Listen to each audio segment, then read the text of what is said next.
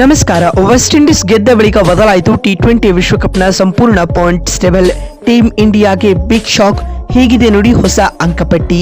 ಹಾಗಾದರೆ ಸುದ್ದಿಯ ಸಂಪೂರ್ಣ ಮಾಹಿತಿ ಏನು? ಅಷ್ಟಕ್ಕೂ ಜಿಂಬಾಬ್ವೆ ವಿರುದ್ಧ ವಿಂಡೀಸ್ ಗೆದ್ದ ಬಳಿಕ ಬಿಡುಗಡೆ ಆಗಿರುವ ಟಿ20 ವಿಶ್ವಕಪ್ನ ಹೊಸ ಅಂಕಪಟ್ಟಿ ಯಾವ ರೀತಿಯಾಗಿದೆ ಎನ್ನುವುದನ್ನೇ ಈ ವಿಡಿಯೋದಲ್ಲಿ ತಿಳಿಸ್ಕೊಡ್ತಾ ಹೋಗ್ತೀನಿ. ಆದ್ದರಿಂದ ಕೊನೆವರೆಗೂ ನೋಡಿ. ಆದರೆ ಅದಕ್ಕಿಂತಲೂ ಮುನ್ನ ನೀವು ಕೂಡ ಟೀಮ್ ಇಂಡಿಯಾದ ಅಭಿಮಾನಿಗಳಾಗಿದ್ದರೆ ಈ ಕೂಡಲೇ ಈ ವಿಡಿಯೋಗೊಂದು ಲೈಕ್ ಮಾಡಿ ಹಾಗೂ ನಮ್ಮ ಚಾನೆಲ್ಗೊಂದು ಸಬ್ಸ್ಕ್ರೈಬ್ ಮಾಡಿ. ಹೌದು, 2026ರ ಟಿ20 ವಿಶ್ವಕಪ್ನ ಸೂಪರ್ 8ರ ಹಂತ ರೋಚಕವಾಗಿ ಸಾಗುತ್ತಿದೆ ಸ್ನೇಹಿತರೆ. ನಿನ್ನೆ ಮುಂಬೈನ ವಾಂಖೆಡೆ ಸ್ಟೇಡಿಯಂನಲ್ಲಿ ನಡೆದ ಜಿಂಬಾಬ್ವೆ ಹಾಗೂ ವೆಸ್ಟ್ ಇಂಡೀಸ್ ನಡುವಿನ ಸೂಪರ್ 8ರ ಪಂದ್ಯದಲ್ಲಿ ವಿಂಡೀಸ್ 107 ರನ್ಗಳ ಭರ್ಜರಿ ಗೆಲುವು ದಾಖಲಿಸಿದೆ. ಈ ಪಂದ್ಯ ವಿಂಡೀಸ್ ಗೆದ್ರೆ ಟೀಮ್ ಇಂಡಿಯಾಗಷ್ಟೇನು ಪ್ರಾಬ್ಲಮ್ ಆಗ್ತಿರಲಿಲ್ಲ.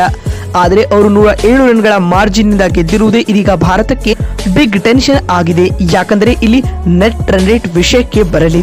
ಹೌದು, 107 ರನ್ಗಳ ಭರ್ಜರಿ ಗೆಲುವಿನೊಂದಿಗೆ ಇದೀಗ ವಿಂಡೀಸ್ನ ನೆಟ್ ರನ್ ರೇಟ್ 5+ ಏರಿದೆ. ಇದರೊಂದಿಗೆ ಭಾರತದ ಸೆಮೀಸ್ ಹಾದಿ ಮತ್ತಷ್ಟು ದುರ್ಗಮವಾಗಿದೆ. ಇನ್ನು ಈ ಪಂದ್ಯದಲ್ಲಿ ಟಾಸ್ ಸೋತು ಮೊದಲು ಬ್ಯಾಟಿಂಗ್ ಮಾಡಿದ ವೆಸ್ಟ್ ಇಂಡೀಸ್ ಈ ವರ್ಷದ ಟಿ20 ವಿಶ್ವಕಪ್ನ ಹೈಯೆಸ್ಟ್ ಎವರ್ ಟೋಟಲ್ ಅನ್ನ ಕಲೆ ಹಾಕಿತು. 20 ಓವರ್ಗಳಲ್ಲಿ 6 ವಿಕೆಟ್ ನಷ್ಟಕ್ಕೆ 254 ರನ್ ಬಾರಿಸಿತು. ಶಿಮ್ರಾನ್ ಹೆಟ್ಮಾರ್ 85 ಹಾಗೂ ರೋಮನ್ ಪವೆಲ್ 59 ರನ್ ಬಾರಿಸಿ ಟಾಪ್ 2 ಸ್ಕೋರರ್ ಎನಿಸಿಕೊಂಡರು. ಈ ಗುರಿಯನ್ನ ಬೆನ್ನಟ್ಟಿದಂತ ಜಿಂಬಾಬ್ವೆ 17.4 ಓವರ್ಗಳಲ್ಲಿ 147 ರನ್ ಬಾರಿಸಿ ಆಲ್ಔಟ್ ಆಯಿತು. ತಂಡದ ಪರ ಮೌಟಿ 4 ಹಾಗೂ ಅಖಿಲ್ ಹುಸೇನ್ 3 ವಿಕೆಟ್ ಪಡೆದುಕೊಂಡರು.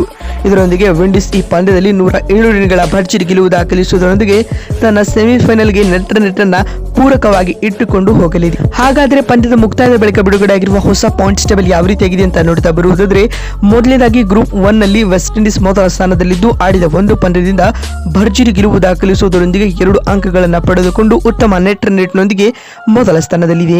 ಇನ್ನು ದ್ವಿತೀಯ ಸ್ಥಾನದಲ್ಲಿ ಸೌತ್ ಆಫ್ರಿಕಾ ತಂಡವಿದ್ದು ಆಫ್ರಿಕಾ ಆಡಿದ ಒಂದು ಪಂದ್ಯದಿಂದ ಆ ಮ್ಯಾಚ್ ಗೆದ್ದುಕೊಂಡು 2 ಅಂಕಗಳೊಂದಿಗೆ ನೆಟ್ ರನ್ ರೇಟ್ ಆಧಾರದ ಮೇಲೆ ದ್ವಿತೀಯ ಸ್ಥಾನದಲ್ಲಿದೆ.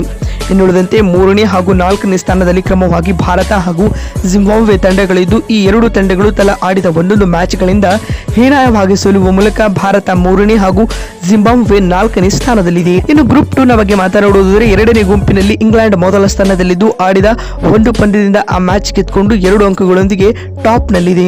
ಇನ್ನು 2ನೇ ಸ್ಥಾನದಲ್ಲಿ ನ್ಯೂಜಿಲೆಂಡ್ ತಂಡವಿದ್ದು ಆಡಿದ ಒಂದು ಮ್ಯಾಚ್ನಿಂದ ಆ ಪಂದ್ಯ ರದ್ದಾದ ಕಾರಣ 1 ಅಂಕಗಳೊಂದಿಗೆ ದ್ವಿತೀಯ ಸ್ಥಾನದಲ್ಲಿದೆ. ಇನ್ನು 3ನೇ ಸ್ಥಾನದಲ್ಲಿ ಪಾಕಿಸ್ತಾನವಿದ್ದು ಪಾಕ್ ಕೂಡ ಆಡಿದ ಒಂದು ಮ್ಯಾಚ್ನಿಂದ ಪಂದ್ಯ ರದ್ದಾದ ಕಾರಣ 1 ಅಂಕಗಳನ್ನು ಪಡೆದುಕೊಂಡು 3ನೇ ಸ್ಥಾನದಲ್ಲಿದೆ. ಇನ್ನು 4ನೇ ಮತ್ತು ಕೊನೆಯ ಸ್ಥಾನದಲ್ಲಿ ಶ್ರೀಲಂಕಾವಿದ್ದು ಆಡಿದ ಒಂದು ಪಂದ್ಯದಿಂದ ಆ ಮ್ಯಾಚ್ ಸೋಲುವ ಮೂಲಕ ಅಂಕಪಟ್ಟಿಯಲ್ಲಿ ಕೊನೆಯ ಸ್ಥಾನದಲ್ಲಿದೆ. 2 ಗುಂಪಿನಿಂದ ಟಾಪ್ 2 ಸ್ಥಾನವನ್ನು ಪಡೆಯುವ ಒಟ್ಟು 4 ತಂಡಗಳು ಸೆಮೀಸ್ಗೆ ಕ್ವಾಲಿಫೈ ಆಗ್ತವೆ. ಇನ್ನು ಇಲ್ಲಿಂದ ಭಾರತದ ಸೆಮೀಸ್ ಲೆಕ್ಕಾಚಾರ ಯಾವ ರೀತಿಯಾಗಿದೆ